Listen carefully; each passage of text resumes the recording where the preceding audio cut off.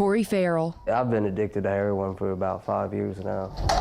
Rihanna Cook. I'm an addict. I'm a heroin addict. Christopher Williams. Meth and heroin. Different ages and different backgrounds, but the stories Started out in high school on Vicodins. of how they got here The pain pills. all sound the same. A little bit of pills here and there. They remember the first time they crossed that line. And the one drug that I said I'd never do ended up being heroin. 2007. That was the first time I got high on heroin. Like many addicts, one time was all it took. And once I started using the needle, there was no coming back. It was just like a snowball, a snowball downhill. Cook has been in and out of jail since 2013 for using and selling drugs, but heroin has held her captive for nearly a decade. It takes over completely. You're thinking the way you think. Physically, it takes over. It makes you sick if you don't have it. It makes you crazy if you don't have it. Cook is mom to 4 kids. Her youngest child visits her occasionally, but she doesn't see her oldest, her 15-year-old daughter. She thinks that I have chose drugs over her entire life. And that's not the case. It doesn't matter.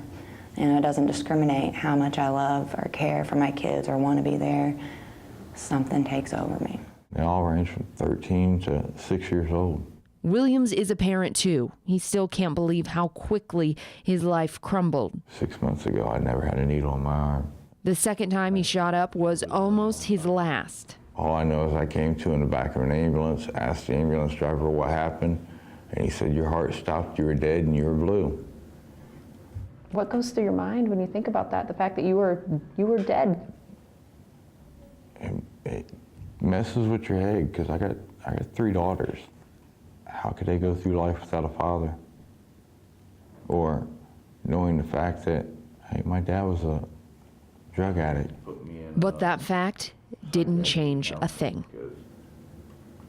I still got out and did it again. You're playing with death every time you shoot up. Farrell can name 10 friends who heroin has killed. What's real terrible is if you have a buddy OD, the first thing you want to know is where he got his at.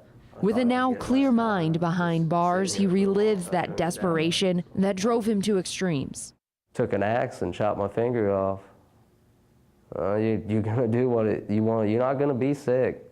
Yeah, I went straight to the hospital and gave me Dilaudid.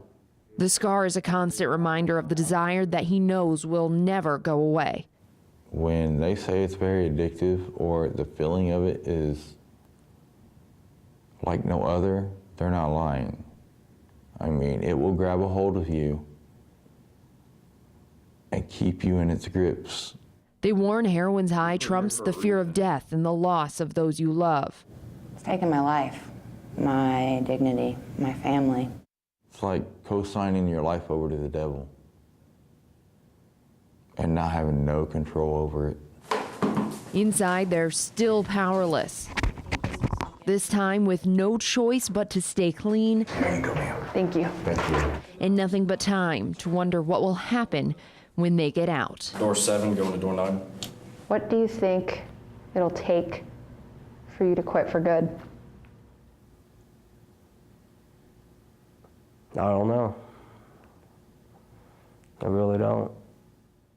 As they sit and think about their future, all 3 inmates say in some way they're grateful to be in jail. I'll explain why, coming up at 6 o'clock.